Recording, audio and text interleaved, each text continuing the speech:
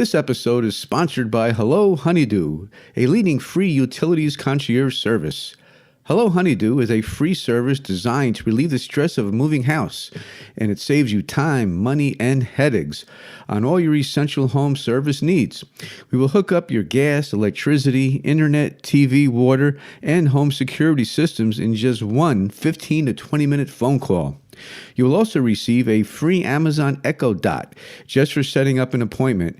If you have closed on a house and have received your closing date, call us now for a free appointment and a free Amazon Echo Dot at 732-859-2019 and visit us at hellohoneydew.com for more information. From the studios in beautiful Oceanport, New Jersey, welcome to the biggest and greatest podcast ever. I'm your host, Ray K.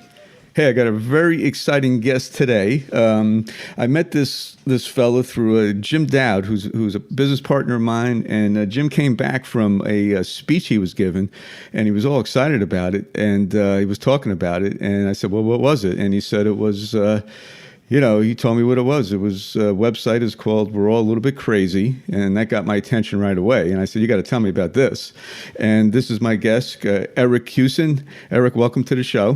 Thanks so much for having me. All right, I want to get right into it. If you could start your story, I've read it a few times. I know it. I know you got a 5-minute version of it, but how you got into this, your mental health. When Jim told me that you were in bed for 2.5 years, I never even knew that was even possible. And I said, wow. I go, Jim, you got it. And then Jim told me his story. I didn't realize that he had issues. And then I said to him, hey, we're all a little bit crazy. I said, it's you're not alone. He goes, that's the key. You're not alone. So if you could give me your little quick story, and I'll interject. I get a few questions as you're talking. I'd like to hear, we'd like to hear what it is. So shoot. Yeah, absolutely, man. And I'm glad that Jim shared, because I think the fact that I shared is part of what helped Jim feel comfortable sharing. And I think that's a common theme you'll hear through this is when we share, other people share back with us because they feel like there's been a safe space that's created. Mm-hmm. And so, actually, my story starts with being an athlete my whole life growing up. Now, you're pretty tall, Eric. I'm guessing 6'6". I mean, you look pretty large in the photos. 6'4". Okay. If I was 6'6", I might have had a chance to play a little bit longer in my career. But no, you play every sport growing up in high school. At least that's what it was back in the old days before there was all this specialization. And so, but the sport that I loved more than any was basketball. And so when I got to Cornell, I ended up walking on the team there.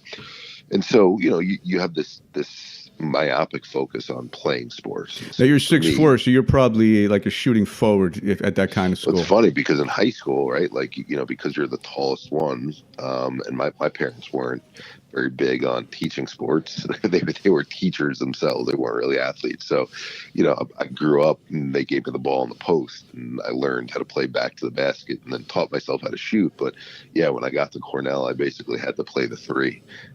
Because there was no way I was going to be able to play the 4 and guard some of the beasts that are inside there. Right. So what was your game? Were you a good shooter? If you shot 10, 18-foot shots wide open, how many would you make?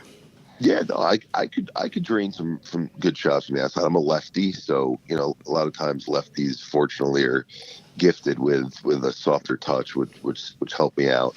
And I could face up, but I think where I was limited was putting the ball on the floor and being able to get by someone individually. So I had to use kind of craftiness in terms of, jab back and forth, getting to the basket, spins and angles more. The so fadeaways. I could kind of picture your game now. Right. Yeah, exactly. Kind of like the best example I could give is a mix between, since I was a lefty, if you remember Tony Kukoc back in the day. Yes. Like being a taller guy playing outside. But then like a Rafe LaFrentz, if you remember him from Kansas, who had, the inside game, but there was a little bit of a soft touch around the rim. So a little bit like kind of in between those two. Okay. Now, granted, they went on to play a lot longer than I did. So okay. Probably a service to them. So you start playing ball, you're a walk-on, which sounds pretty cool. You're making a team. Yeah. Okay. And had the typical, college life, going out, having fun, drinking, doing my thing. And ended up going and working in sports afterwards. So I was able to parlay this love of of athletics into the boardroom, where I'd done a number of internships on the business side of sports for International Management Group and the New York Jets and a minor league basketball team. And so my first job out of school, whole other long story that would take a whole show to talk about, but getting my foot in the door with the NBA league office and starting there. And I ended up getting hired by a gentleman who's now the deputy commissioner of the NBA, a guy named Mark Tatum, and loved my experience there. I mean, they put me in this role. It's called Player Fan Connection. It was right around the time when LeBron was coming into the league, and basically I was sent on the road to present to the players about the importance of interacting with season ticket holders and corporate partners, and how they're partners in the business with the owners, and the more the pot grows, the more it grows for everyone. And so I was living what I felt like at the time was my dream job from New York, go to school up in New York and in upstate New York. And then I'm back down in New York City. Like what could be better? You're around your family, around your friends. Mm-hmm. And so my direct boss at the time told me if I ever want to do anything in this industry and move quote unquote forward or up, I have to learn how to sell. And I don't know if that was him kind of strong arming me or not, but that comes into almost everything in life, doesn't it? Selling. It seems like that always really is. In. And more than selling, I think it was like he wanted to show me that it's great that I'm working on this content stuff that is, helping the league overall, but there's nothing measurable. And so even if it's not direct selling, like the way that he described it, the X needs to be on your back and that you can show that you've moved the needle. And then when you do that, then opportunities come to you. So he sent me out to Chicago, of all places. And when I say of all places, because it was to help start up a WNBA team. It was one of the first WNBA teams that didn't have NBA partner involvement. And what year is this, Eric, now? What year are we talking? So this is 2005 going into 2006. Okay. And how old are you in those years? How old are you at that? Yeah, no, I'm only like 26 years old at the time. So I get an opportunity after just spending some time consulting for them, where I was there for 5 days a week and then would come back on the weekends, where they only gave me 2 days to decide, which is probably the reason why I took it, because if I had more time to think about it, I might not have and would have chickened out. But they gave me the opportunity to come on as their director of sales and service. And there was no infrastructure in place. I mean, it was just a bunch of sales reps who had no direction whatsoever, which is pretty, much the case in most startups, where there wasn't much management infrastructure. And so I had to kind of learn on the fly how to be a leader. And the reason, you asked, age 26 is not an opportunity I would have gotten, being on the NBA side of things. So I figured it's a great opportunity to prove myself, to prove what our team can do, to do that concept that we were talking about before in terms of moving the needle. And we had a pretty, successful 2-year run where, for an expansion franchise where you're playing indoor women's basketball in Chicago, where people want to be outside all the time because they've been indoors all winter, we ended up having pretty decent attendance numbers, where we were tops in the league in both single game and group sales, which is the type of ticket you're going to be able to sell when you're an expansion franchise, more so than season tickets. And so was fortunate enough, I got noticed during that the Phoenix Suns came calling. And it was during the time when, funny enough, Steve Kerr, being the coach of Golden State now, he was our general manager with the Suns. So got a chance to develop a relationship with him, although he was on the basketball side. Our basketball and business operations side of the Suns was very cohesive. And he was just an awesome person in terms of helping us build the business, and being involved. We would do, coaches clinics with him that were tied to game tickets, and very interactive with the fans. And so it was during the time when we had Nash and Amari and the experiment that was Shaquille O'Neal playing along with them. Now, did you meet the players too? Do you meet the players? Do you know them? Oh yeah, totally. Yeah. I mean, to this day, I still keep in touch with Amari. And you don't have like a direct correlation with them because they have their practice schedule and you're doing things in the business office. But you come into contact with each other enough that you see each other enough when you're doing events that relationships certainly form. And it's different than other organizations. Some organizations, it's like church and state. Like there is no discussions between the two, and Jimmy Dowd can tell you about that with the Devils when I get to that experience. But yeah, with the Suns, it was definitely interactive. We went to the Western Conference Finals against Kobe and got our butts kicked by him. Alvin Gentry was the coach at the time. And so I did that for 3 years.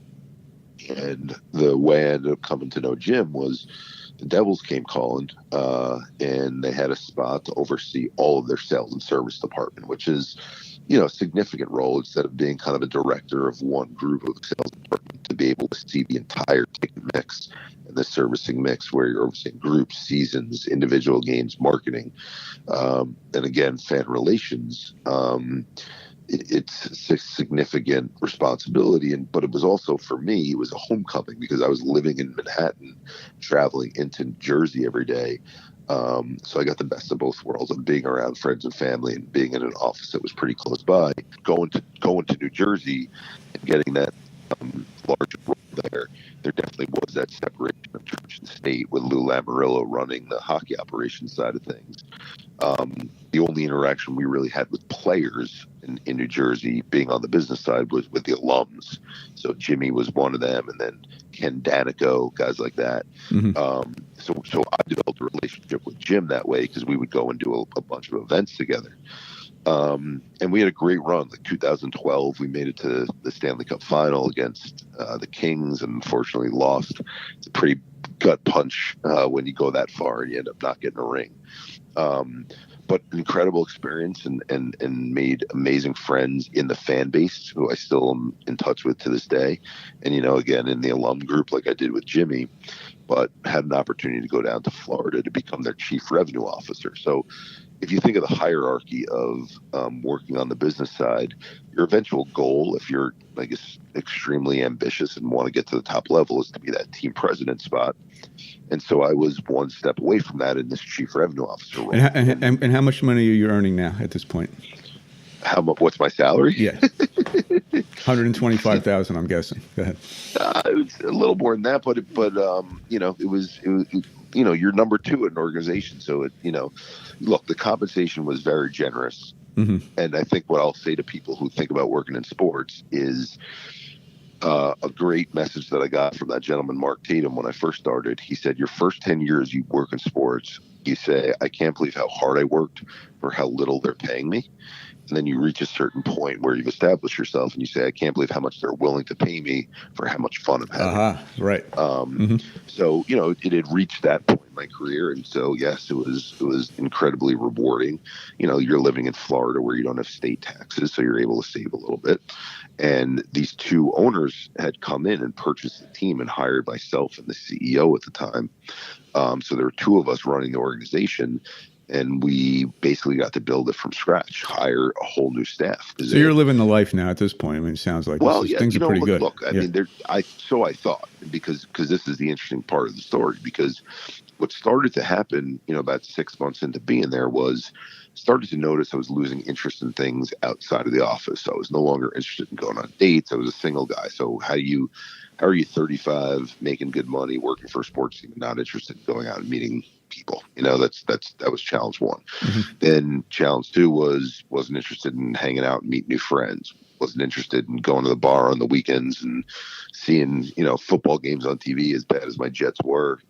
What year is this now? We're talking. So this is now the end of 2014 is when this starts to happen. Okay. And wasn't interested in going to the gym and didn't want to put effort into eating the right way. And little by little, one thing after another just starts taking less and less precedence in my life. And I justified that.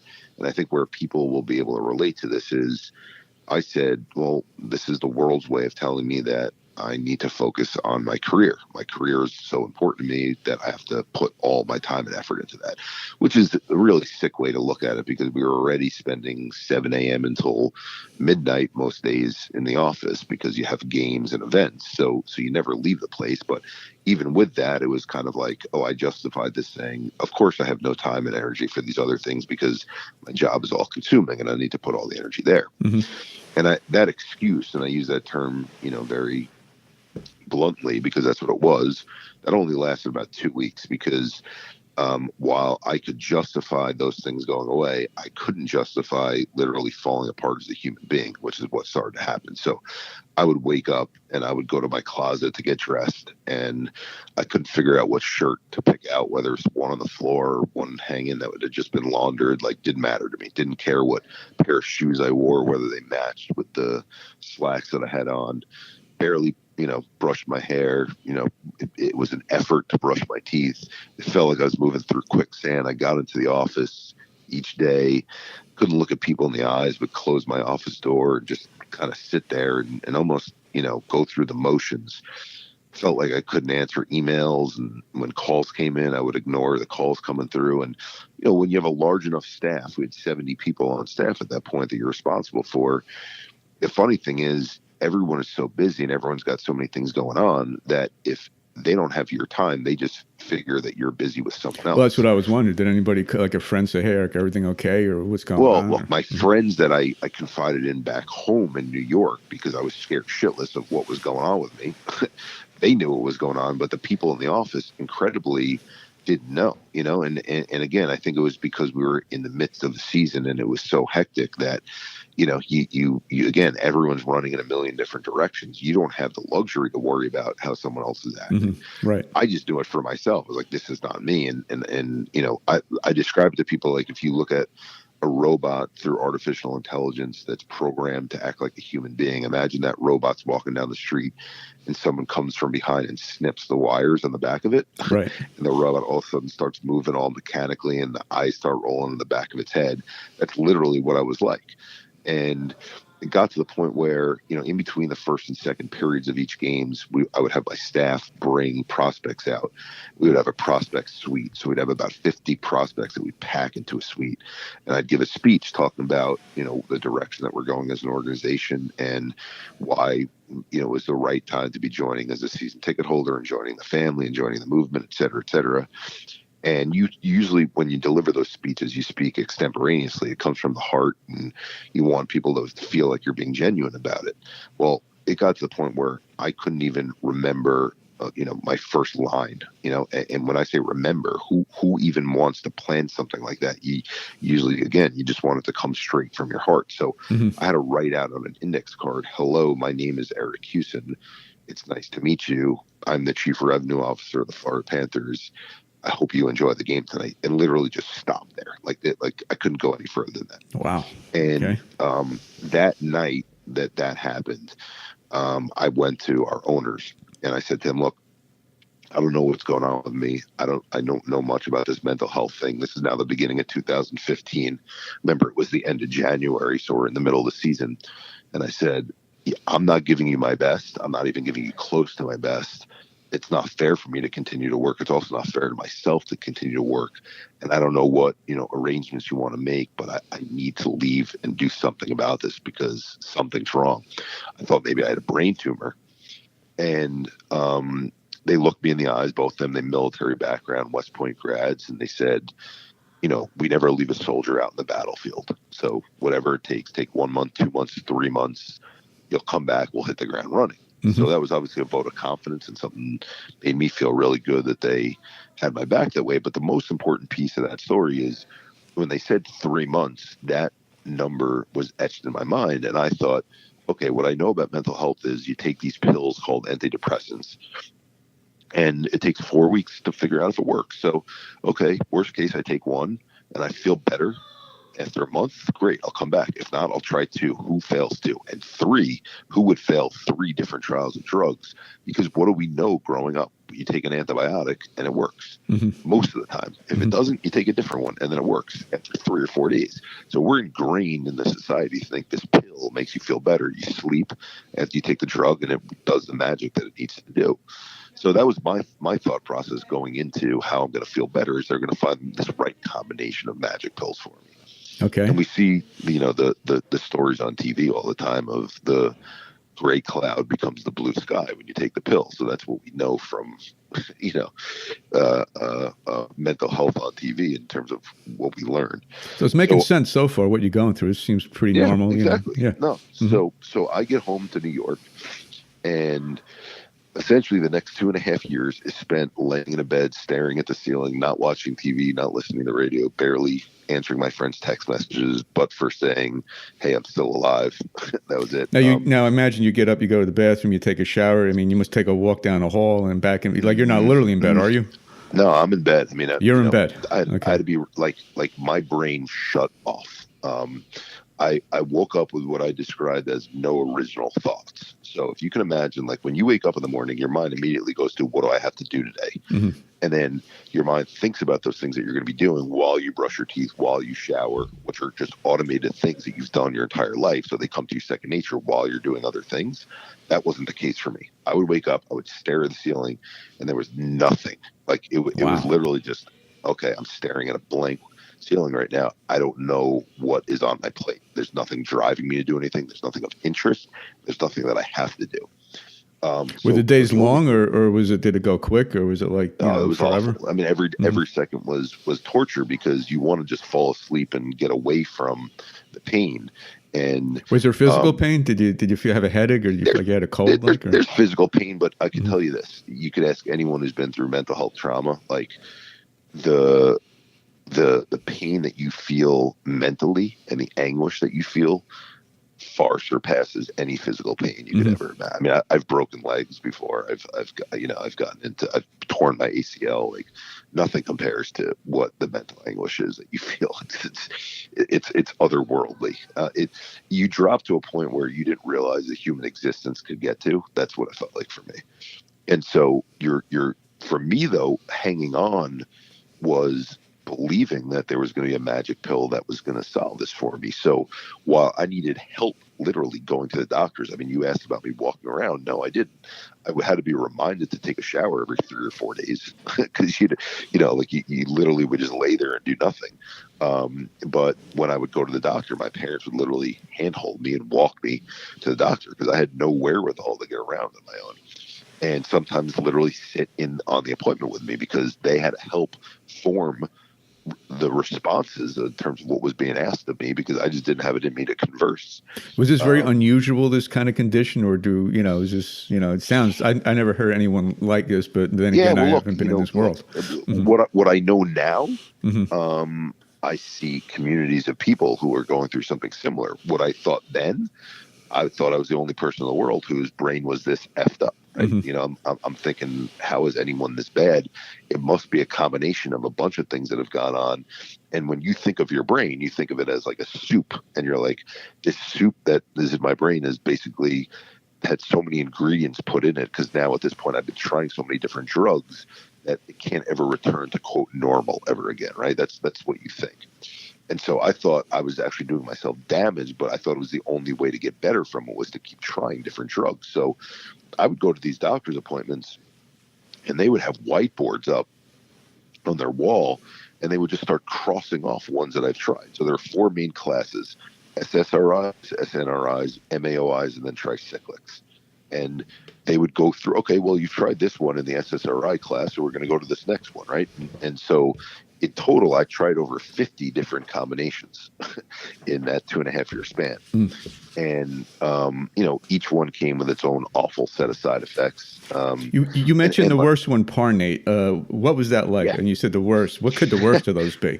I'm curious. That's a story that that's another story. That much. Okay. No, but just because usually when you talk about this, it's such minutia detail, but it's an important one to share. So Parnate is an MAOI that, one of the side effects is it can really lower your blood pressure significantly.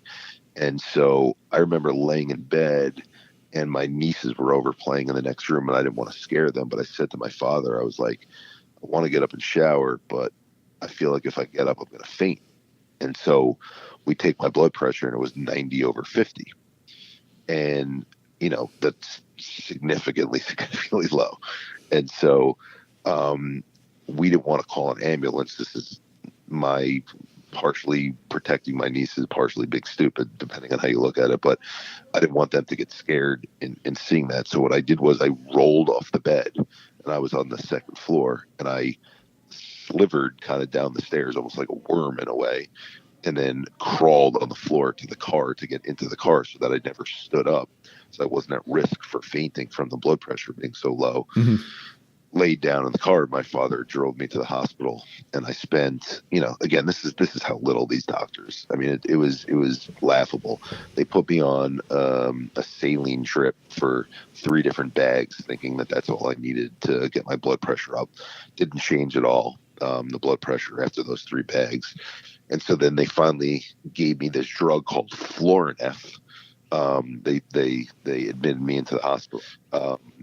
But what ultimately ended up kind of coming to fruition was they told me I have 2 last options. That was the way it was positioned to me.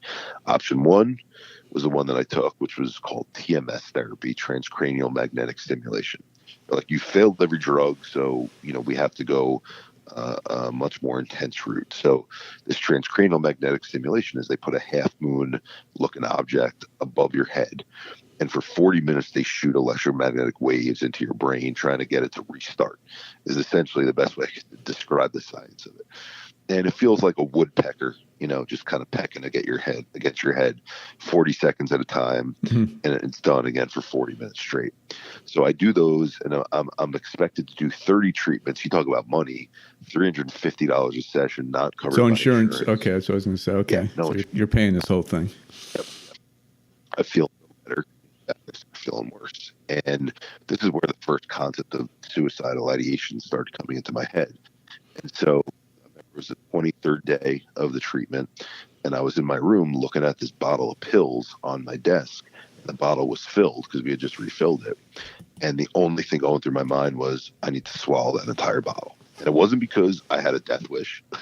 Everyone, like, the common misconception with suicide, people think, oh, this person went through such a difficult time. They're not with suicide. Suicide is a literal takeover of your brain. When you've had stress and trauma built up in your system to a point where, essentially, think of it almost your thoughts are going down one track, and then there's a switch, and now your thoughts go down another track. Every one of us can relate to having thoughts of, you walk over a bridge, your mind goes to, what would happen if? Or a train goes by, and you think, what would happen if I stuck my leg out? But yes, so all these thoughts that we have as human beings that are just creative thoughts that pop into our mind. Probably the most common, actually, that I didn't even mention was, we lean over the side of a building when we're on the top of the building, and our mind kind of plays tricks on us, saying, I'm kind of leaning, I'm kind of not. All right, I don't want your knee near to the edge. Well, it's scary because even when you think you're fully with it, I mean, when you have those thoughts, it would be easy just to do the jump, or just to make that turn. Exactly. I mean, it's I could picture that happening, and one weak moment, and then it's done. Exactly. And you hear doctors talk about suicide, and they say things like, well, the individual was so overwhelmed in pain that they had no other way out other than to escape the pain. I don't believe that to be the case. In some of the cases, sure, yeah, there's some people who are like that, but most people that I've spoken to who felt these feelings, you feel the pain, but you still want to live, and you want to feel better, and you want to get better, and you're hoping that there's going to be something that's going to take you out of this, that's going to eventually make you feel better. And so for me, that's what my thought was. The problem is, I believe what happens is the stress and trauma that builds up in your system, and it's a cumulative effect. It takes those thoughts that we all have, and it makes them what I call error messages in our brain that play over and over again on a record. And so I'm looking at this pill bottle, and this record is playing over and over again in my head. Swallow that pill bottle, swallow that pill bottle. And at that point, here's the scariest thing, is when you feel like you don't have control over your own body and like almost robotically, like you're going to go ahead and follow through with that act that's being, remember the movie Naked Gun, where Reggie Jackson's in the outfield, and they have like this. I remember. And he goes, must kill the queen, must kill the queen. Right. That's what it feels like with those thoughts. It's like you're programmed to fulfill these things that are being told of you. And it sounds crazy to people who've never felt it before, but people who have will totally relate to what I'm talking about. But I get very detailed in describing that because I want people to know that when people die by suicide, it's not this conscious choice most of the time of like, my cat just died and I'm really sad, so I just don't want to deal with the pain of that. It is a takeover of your system and these error messages that enter. And so I knew at the time that I was a danger to myself. And I asked my parents to check me into Cornell Med, which was in the city, and they transferred me up to their Westchester facility. So now you talk about like things that are really scary, the term psych ward, and the term, ECT, or what's called shock therapy that you see in the movies, where my doctors were telling me I've tried every other treatment. This is the only thing left for me to try. And I'm on a floor with 29 other patients, and I'm the only patient on the floor of all 30 that's getting shock therapy. So you talk about thinking that you're the craziest of the crazies. That's essentially what I thought. I have to get the most intense treatment of the people who are in intense treatment. Mm-hmm. And I watched a movie of this guy getting his brain shocked, and essentially what shock therapy is they put you under, general anesthesia. Now, is this like in Cuckoo's Nest when they shock Jack Nicholson? Exactly. Okay. Exactly. You have a rubber mouthpiece put in you, and they shock your brain into a seizure.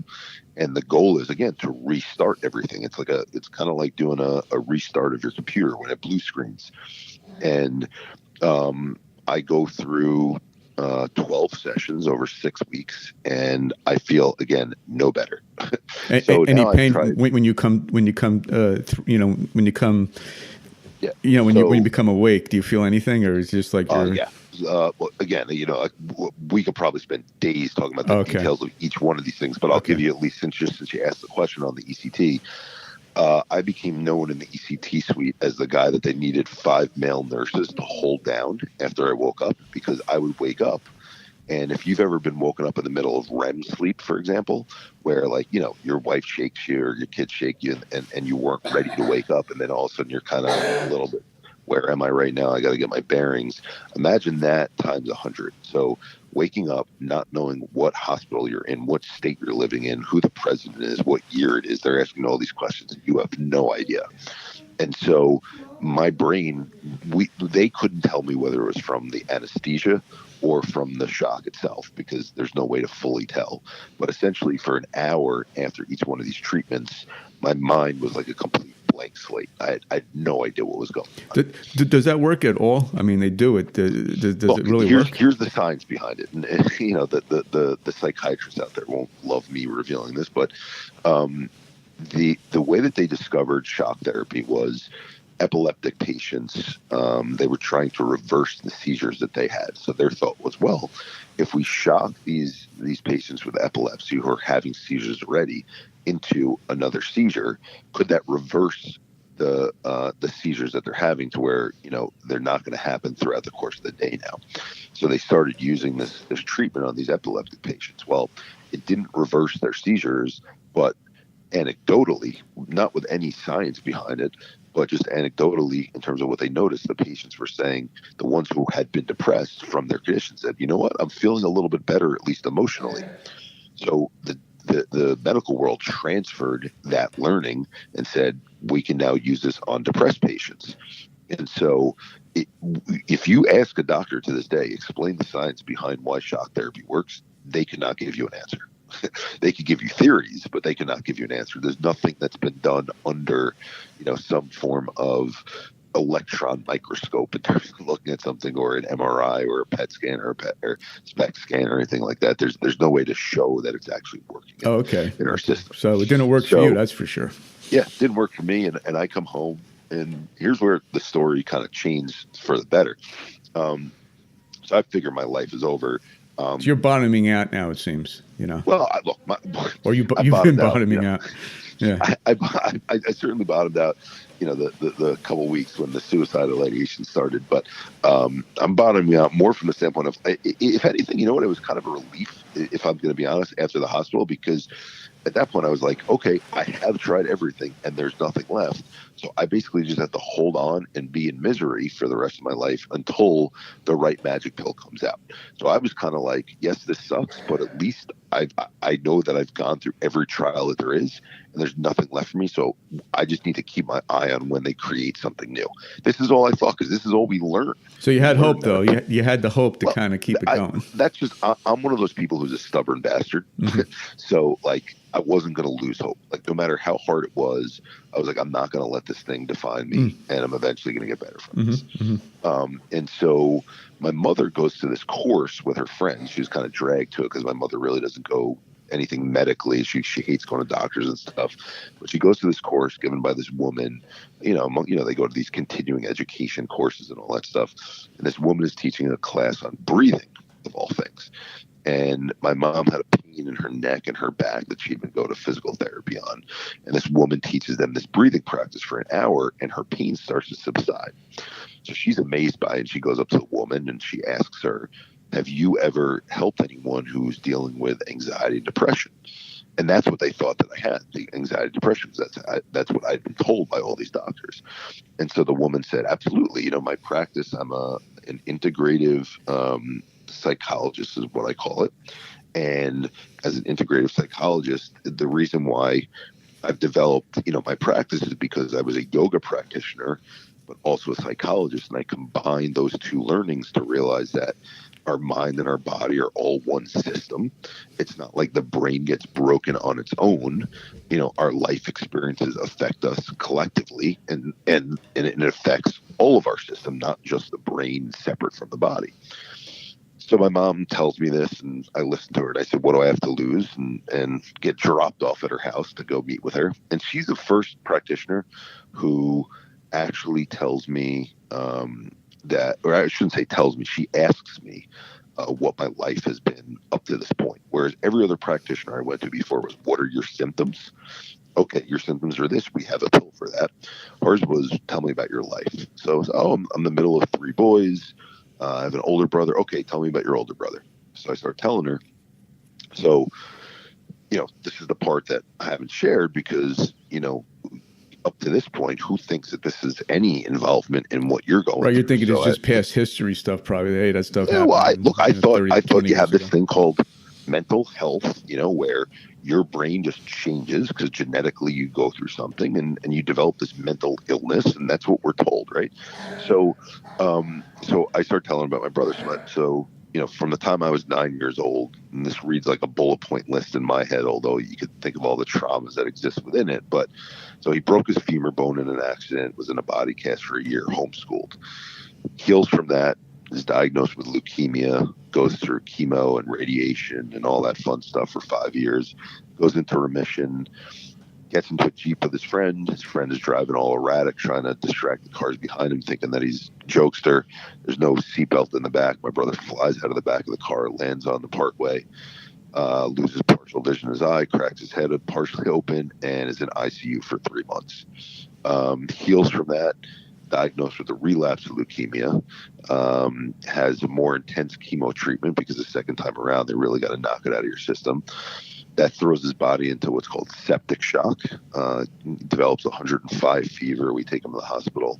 His organs start attacking themselves through the septic shock. And he goes into a coma, again, for 3 months. We don't know whether he's going to wake or if he's going to have any brain function. We're speaking to all these neurologists, finding out, what are the possibilities of him coming out of this? And is he going to have any brain function at all? Finally comes out, miraculously does have brain function, but they figure out that there's too much fluid that's built up on the brain. So they have to drain this fluid through a shunt that they permanently put in his brain. So that they do that procedure. Then his kidneys fail from the rigor of the septic shock. And we had to do a whole search with the family. My father ends up being a match, and my father donates his kidney to him. And so this is all happening from the time I'm 9 until I'm about 25 or so. So all through your childhood, and then after. Yeah, totally. Exactly. And then right after that, a couple of years later, in the same year, I have three friends who pass away in the same year from heart conditions unexpectedly.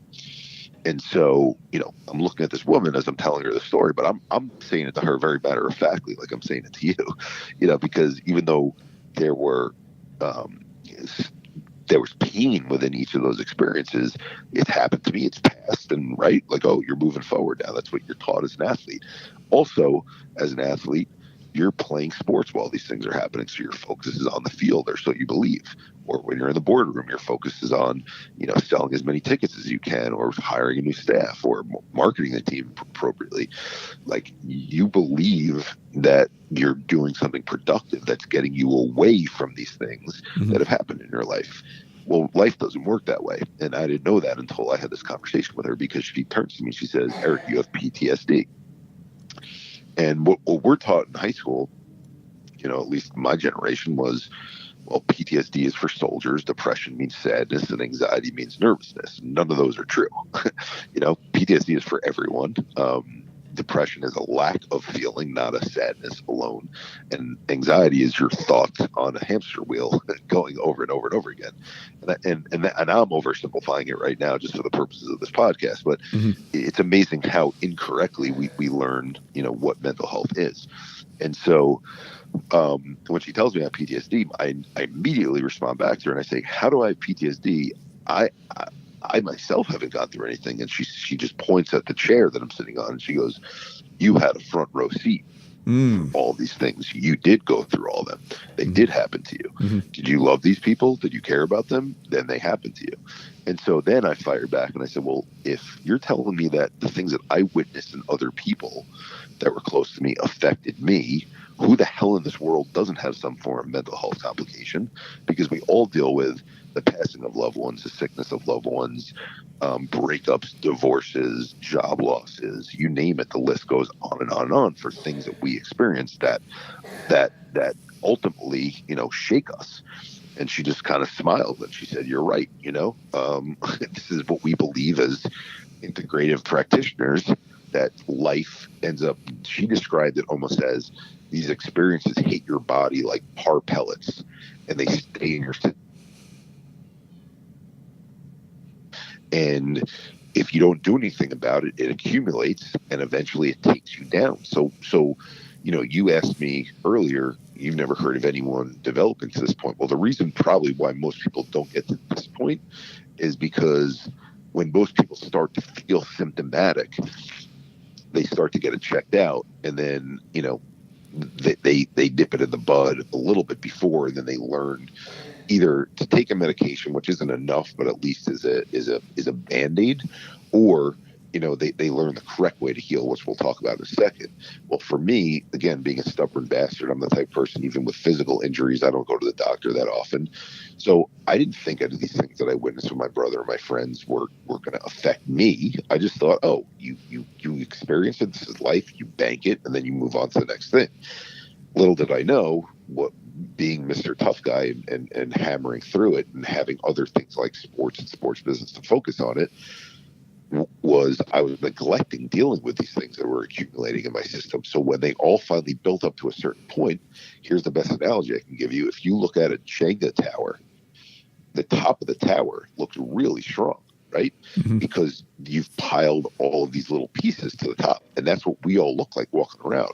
We're these confident people who we don't show our emotions. We don't show anything. Well, what's at the bottom of the tower is you've been removing these pieces one after the other. So we have a very unstable base.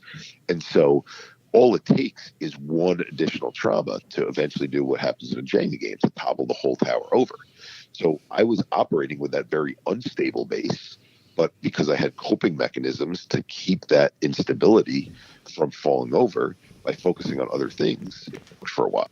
But then mid-30s, it had built up so much to the point where finally the final piece just gets taken out from it, and now you completely fall apart. So yes, it happens more frequently than what we hear of. Maybe not to this extent where you're completely dysfunctional that way, but that was my experience. So bottom line is, she sends me to a breathing practice this weekend breathing course. And I'm thinking to myself, what in the world am I going to learn breathing? Mm-hmm. And I end up being the only man, the only one under 40, and the only one not born in this country. So there's these women there with yoga mats and they're hugging each other. It's so great to see you. Let's have a great practice. And I'm thinking to myself, where did I go? Where did she send me? What is this? This is not me. So you're a little bit skeptical, right? I'm skeptical, and I'm kind of even joking around with myself a little bit, like the little bit that I had in me, being like, all right, is it really diminished to this point where this is what I'm trying now? Because I thought of this stuff the way that most people think of it is, oh, it's snake oil stuff. It's not real. Did you have any humor through the whole thing, or was humor gone for 2.5 years? Humor's gone. Humor's gone. Okay. Music's gone. Humor's gone. Everyth's gone. The world is literal. That's why when I describe the feeling of depression, I think depression and PTSD very much go hand in hand. Depression is a lack of feeling, a lack of emotion, inability, and a lack of desire. It's not sadness alone. There's some people who get sad when they're depressed. I wasn't one of them. I just had no emotion. I would have enjoyed having sadness because it would have meant that I was a human being. Mm-hmm. I just had nothing. And so, actually, funny that you asked that question. They asked us to share with each other what we wanted to get out of the course. I remember saying to everyone, you all are here. I'm listening to your answers. You want to essentially go from seeing life in standard definition back to high definition. I'm here because I want to go from having no picture on my screen to at least static, and I'll be happy. So that's the level of dysfunction that I was at. And so they teach you this thing called a Kriya, which is a 30-minute breathing practice. And the science behind it essentially is you're stimulating this area in your neck called the vagus nerve. And that nerve sends messages to your whole body basically to chill out. when think about it, if you're in a high intense situation and you stop breathing because you all of a sudden you clam up and you're like, what am I going to do in this spot? Well, it's sending messages to that nerve, which is in your neck, of, okay, the breathing pattern is off and it's different. Therefore, we have to act differently, and that's where your body gets into this fight or flight mode, mm-hmm. or even freeze mode, where you can't even move. So for me, the way it was described to me was I was stuck in those modes because I was so used to thinking, what's the next shoe that's going to drop? What's the next bad thing that's going to happen? And I had to train my body to say, it's okay, chill out, you're going to be all right. Things happen, but each day goes and comes, and there's not going to be a catastrophe every 5 seconds. So I learned this breathing practice, and to the credit of this course, they do a great job. They kept the 8 of us who were in the class on a text message thread, making sure that we checked in with each other, saying that we did the practice every day for 40 days after the course. So I go through it. I do the 40 days of practice, and I finally, after a month and a half, I start to feel better, which is miraculous to me. When I say better, I mean cognitively. I don't mean emotionally yet. I'm able to think clearly for the first time in forever. And I remember how great that feeling was to go from being so debilitated to now being able to have conversations, to be able to interact with people in a way that I wasn't able to for that 2.5 year period. Right. To listen to it, to watch a TV show, and to be able to follow a plot line. It was like the things that we take for granted, but they all felt amazing to me. And so my friends who own an ad agency, they invited me in to help them on this project. They were pitching Chipotle at the time to be their agency of record. And so they were like, hey, just to get some mental gymnastics going on, why don't you come in and you can help us out with this project? And so my thought was, okay, I'll go in and it'll help me kind of get out and get into a routine a little bit and start to use the brain again. But about 2 days into working there, I just got this itch that I'm gonna share my story. And I said to them, guys, I know that I'm here to work with you. They weren't compensating me. It was more of like a handshake thing just to help them out, but it was also going to help me out. So there were no parameters of my time in the office. And so I put pen to paper or hand to the keyboard, and I start writing my story out. And the goal of writing my story was to put it all out there.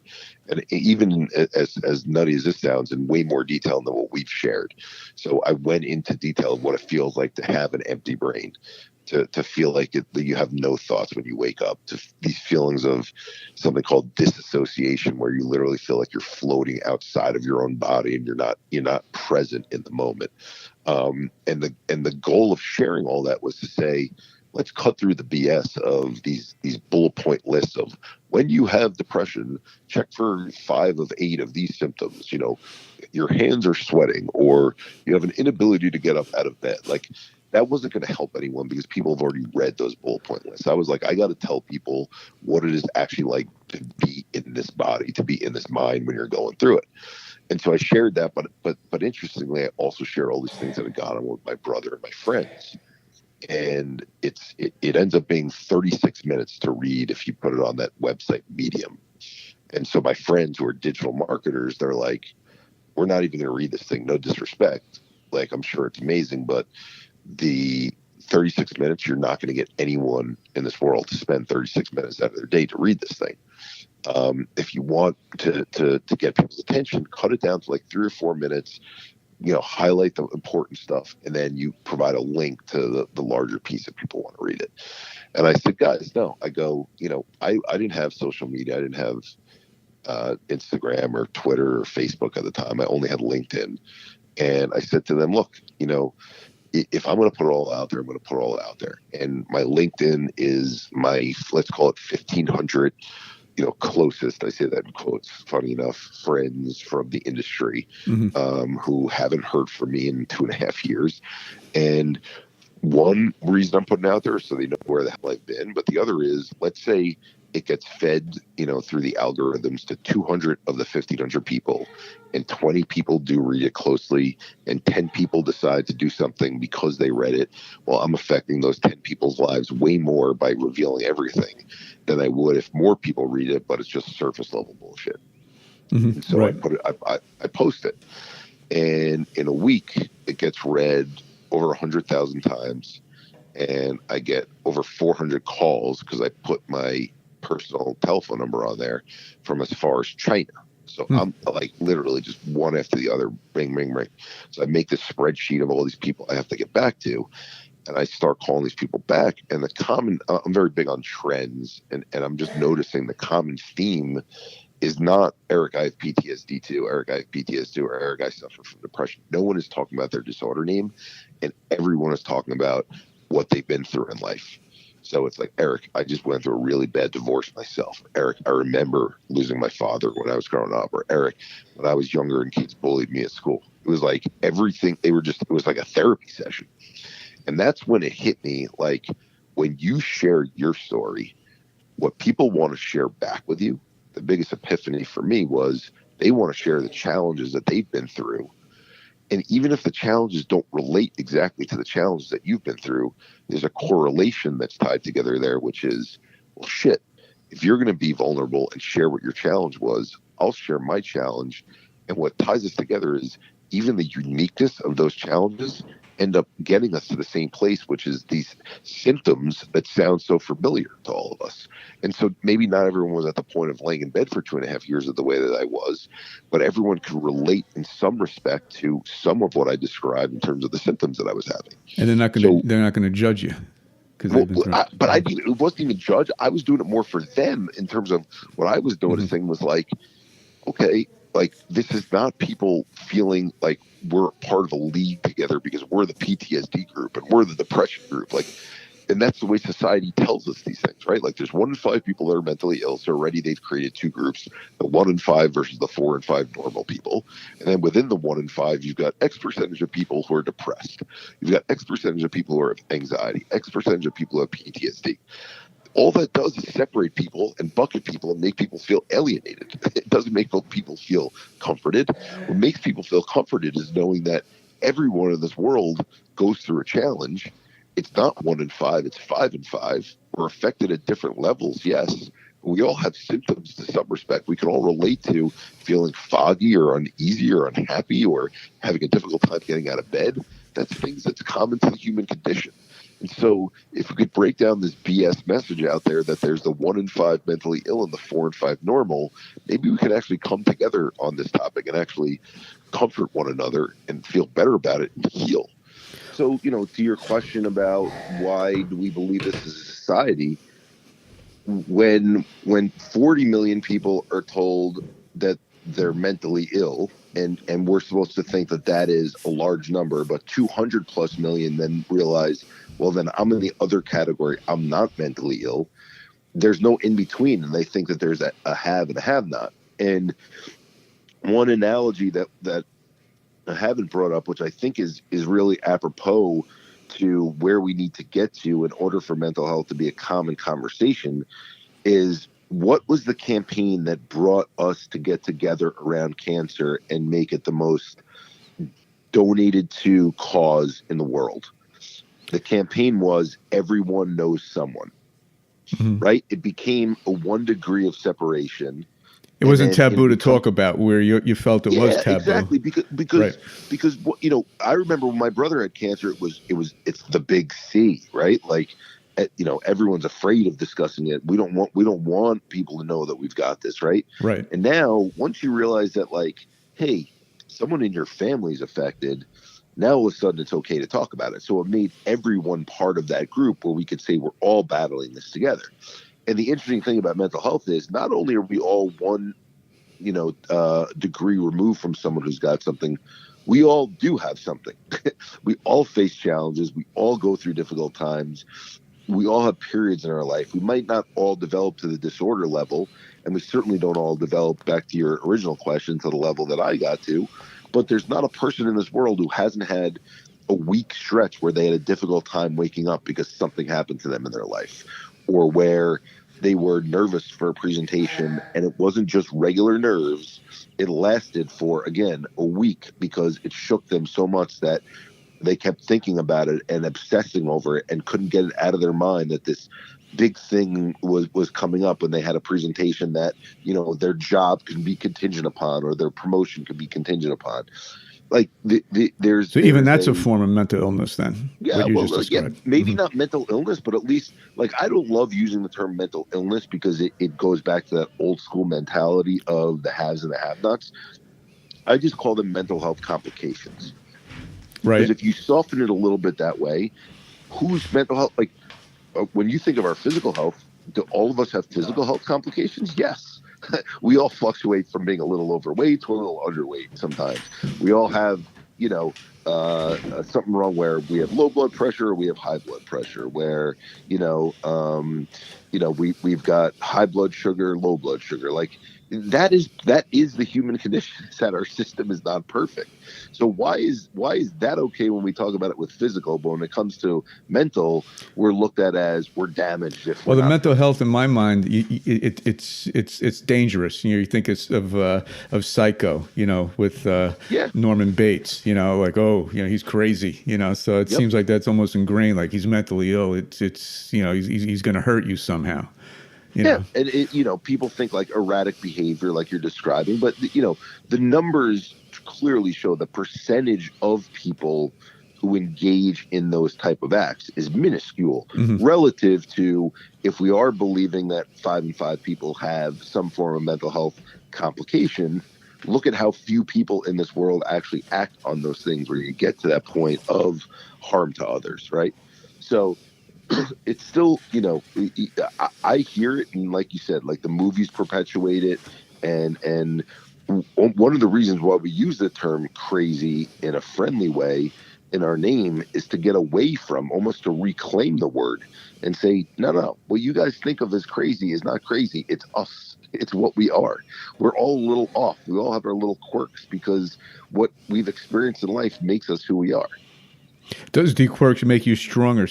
What you've been through, if it doesn't kill you, make you stronger. Does that? Well, look, you know what? One of the slides that we show at the presentations we give is I've got this superhero that's got a P on his chest.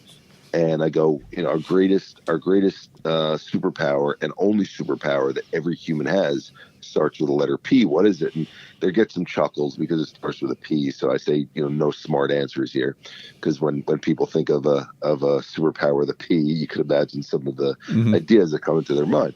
But what ends up being revealed, and we usually have someone in the audience who calls it out, because most people start with positivity and perseverance, and The P that is really our superpower is perspective. Because to your point, what makes you a stronger person is going through the difficult times. And I mentioned to you, when I got, quote, better and I could just think straight for the first time, it felt like the most amazing thing in the world. So, Sure. An example being I could get off this podcast and be hypercritical of myself and say, God, I wish I would have sounded better. I wish it would have been clearer at that one point that I want to make. I wish I didn't talk as fast at this one thing that I was discussing. But hey, perspective, Eric. Not too long ago, you were laying in a bed and you couldn't function. Like, you know what? You did pretty darn well relative to that, right? So perspective is huge. That seems like everything. That seems like everything. Yeah.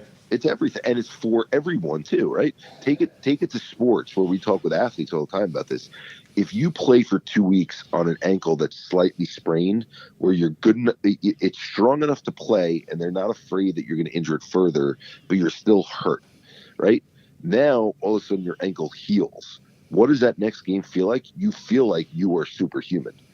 Mm-hmm. Even though you're back to exactly what you were before you injured yourself, relative to what it's like playing on that bum ankle, you feel like you can get up and down the court better than anyone else. Mm-hmm. Because right. It's all a perspective thing. So it's the same thing in mental health with life. Like, once we've been through a challenge, the normal everyday things feel easy to us and feel better for us because we're not fighting these same things we were fighting before. Well, if I was just cured from a crazy, I use the word crazy, bad illness, the worst illness ever, and I was misdiagnosed, and yesterday I would say, hey, Ray, you're okay. I mean, I feel like, Superman today, right now. I'd be so high from that. Yep.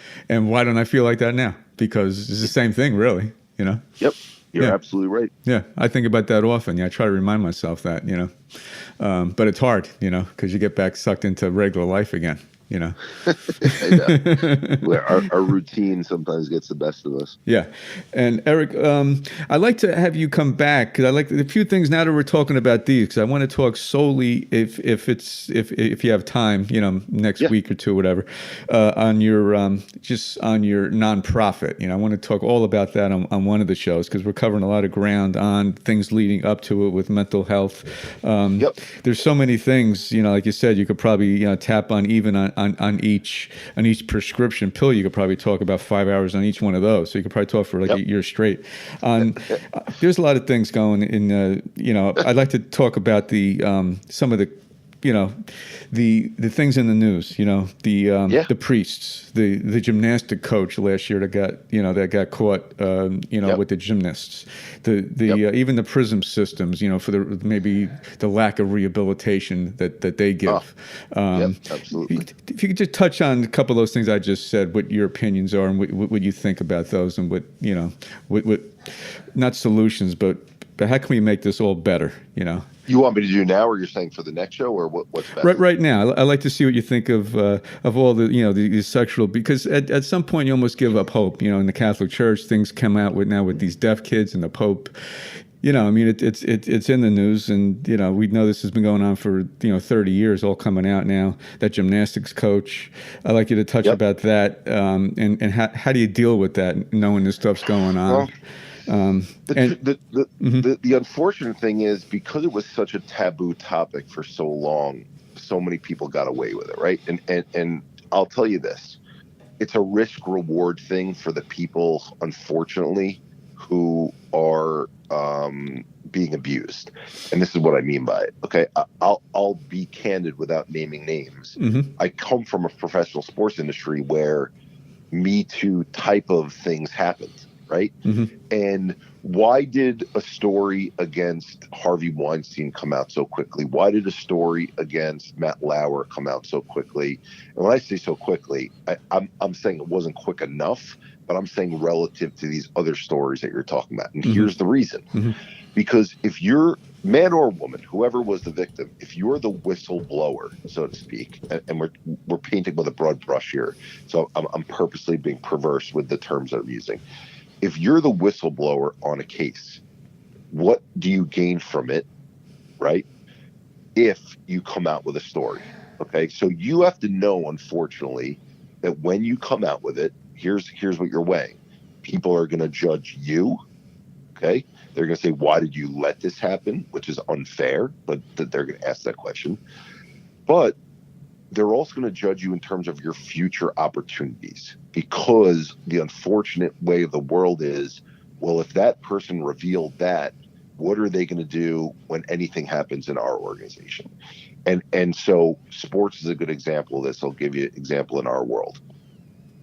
If a young sales rep, male or female, is abused by a senior level executive, again, male or female, and that abuse happens because of the fact that, there's this boss to employee relationship, and the boss is taking advantage of that relationship.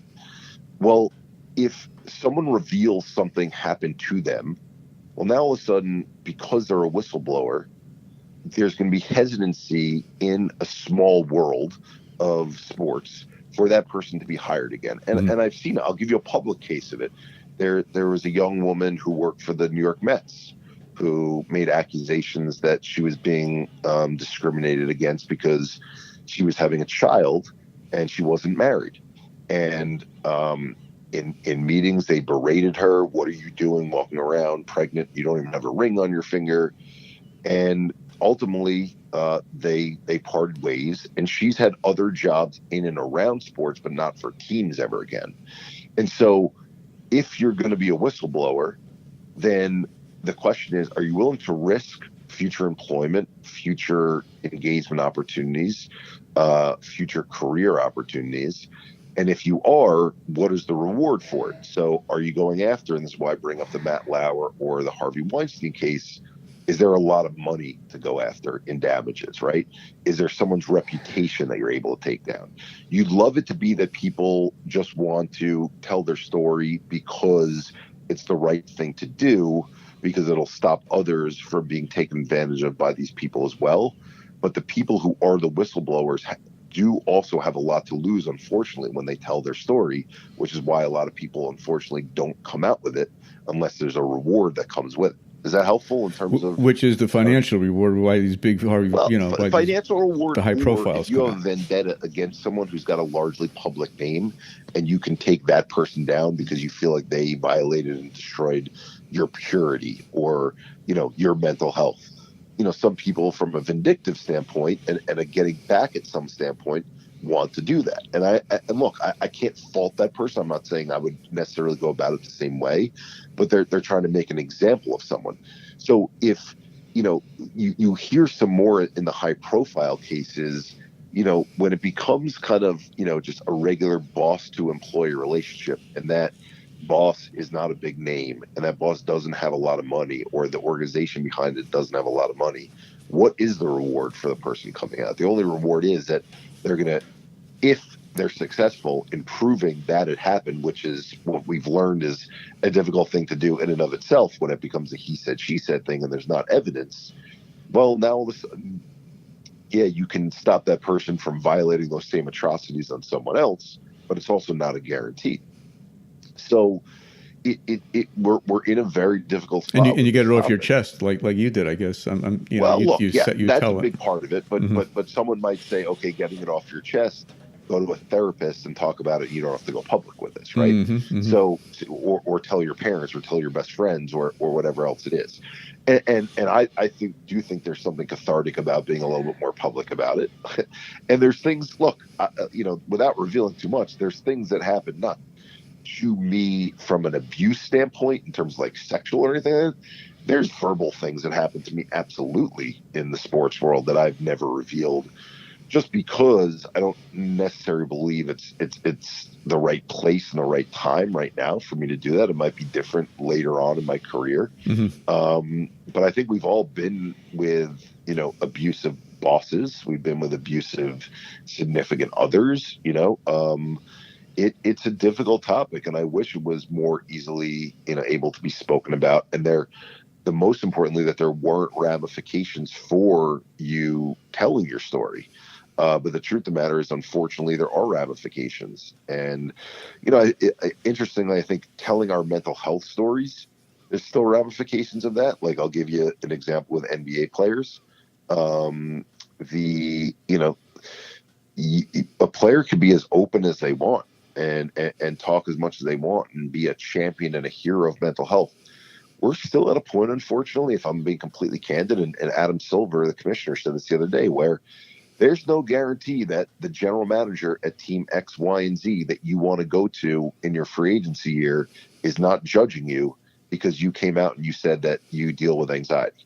Even though everyone deals with it, because you've been public with it now, that general manager might take that into consideration and offer you a lower contract or not even be willing to take you on because you were public about what you're going through.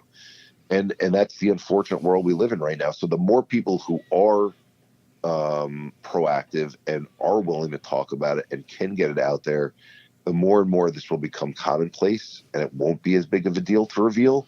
But we're just at the infancy stages of that right now. Well, even the players, I would think, I mean, I just say I go to the gym, I play ball at the Y, and if you're playing ball, before I knew all this stuff, when I met Jim Dowdings, introduced me to you, if we were on the court and then the guy, that guy has some crazy anxiety things, the guys, you probably chuckle at, and you think a little bit different of him. I mean, it's just the way it is.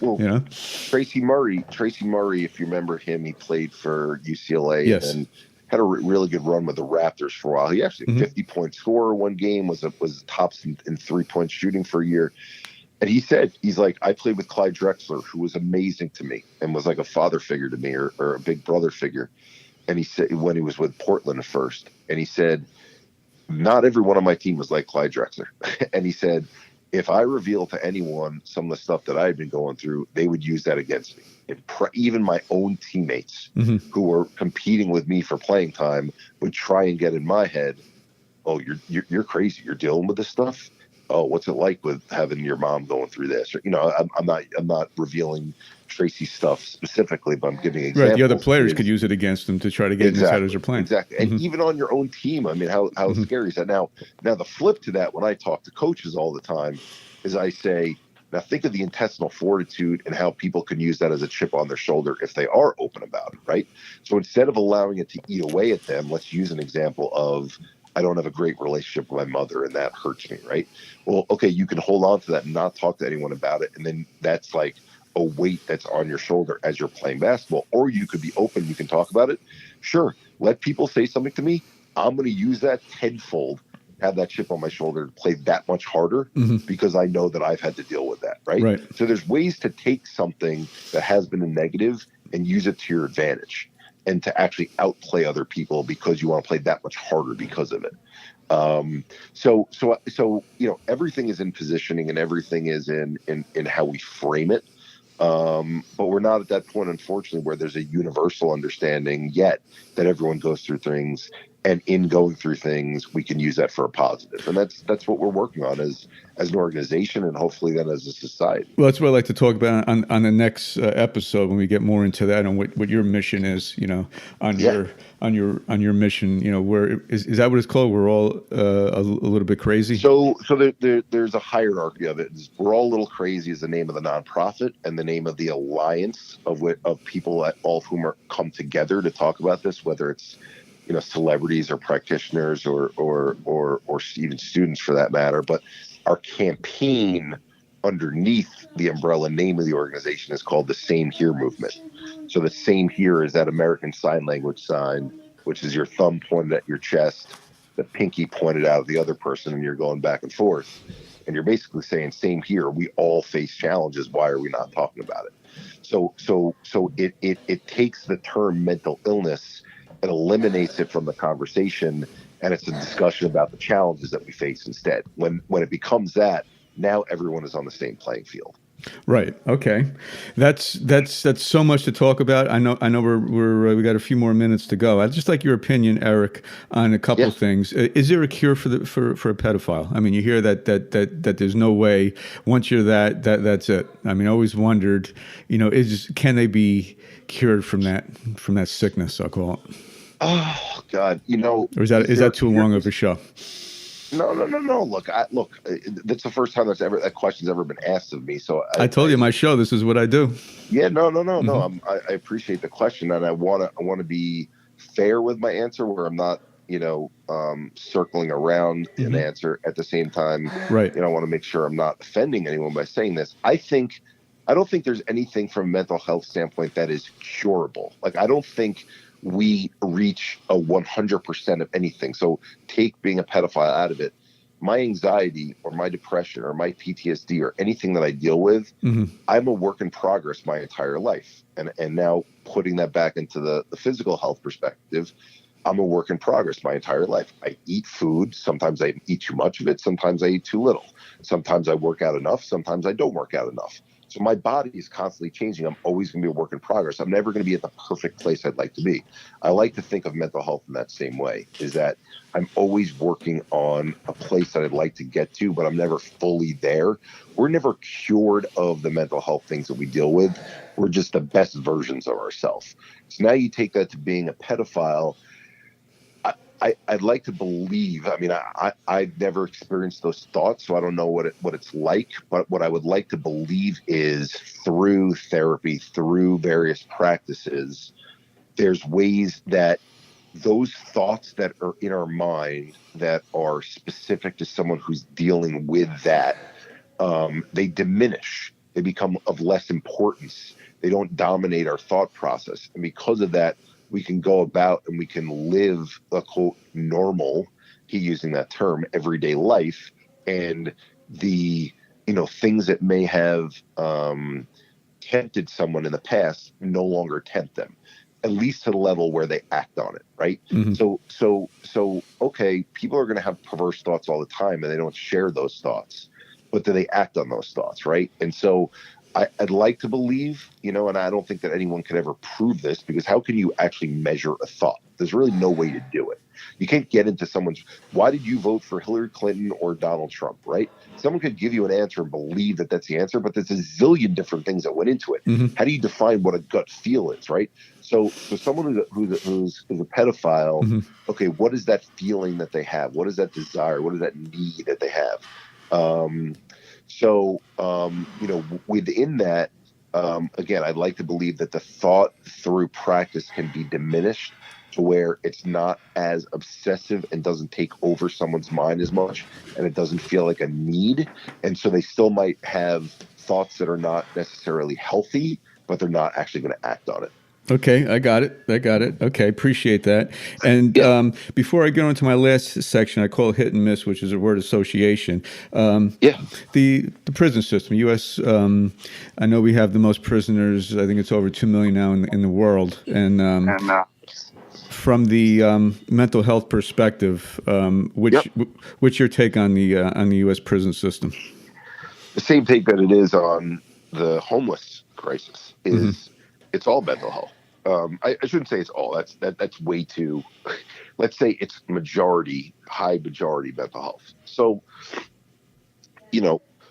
let's take your murderer. Let's take your person who's committed grand larceny. The question is, what had they been exposed to in their life prior to? What was their upbringing? Did they have love from their parents? Did they witness other people doing things? And by the way, when I say this is not an excuse for those people, right? We have laws for reasons, and people are punished and they are put in prison because of violating those laws. So I'm not taking away culpability from people. However, I do think we have this place in society where we think that people are either good or bad. And then once we decide they're bad, we say lock them up. And then they're in the prison, and then there's no process for rehabilitation. There's some that are getting better at it than others in terms of prison systems. However, that's the real question that I would have, and how I would attack that issue is to say, we know that these people did this for a reason, and what percentage of those people can we make into, contributing citizens to society who can heal from their ills and their wrongs and actually come back into society better people, as opposed to, well, they've done their time, so now that they've done their time, that they're released and ready to go back, right? So if we believe that life is this blank canvas when we start off that has genetic predisposition underlying it, but that our life experiences combine with that genetic predisposition and make us who we are, how can we discount that some of the negative things that people do come about from the life experiences that they had prior to that contribute to them now doing those things? Well, how do we help them rehabilitate from that? Why are we just making them sit in a cell and then saying release them after a certain amount of time? First off, it would save a lot of money in terms of people just continuing to go back into the prisons for no reason other than they haven't been rehabilitated. But it's also the right thing to do by people, and to help people heal, as opposed to just considering them damaged and allowing them to do the same thing over and over again because we're not helping them.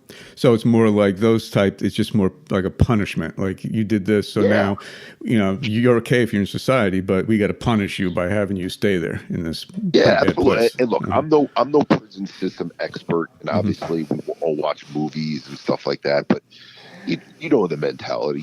It's bad people, quote, locked up, quote, behind bars with, quote, these, hardened wardens, who are making life miserable on these people and putting them in solitary confinement cells when they act up.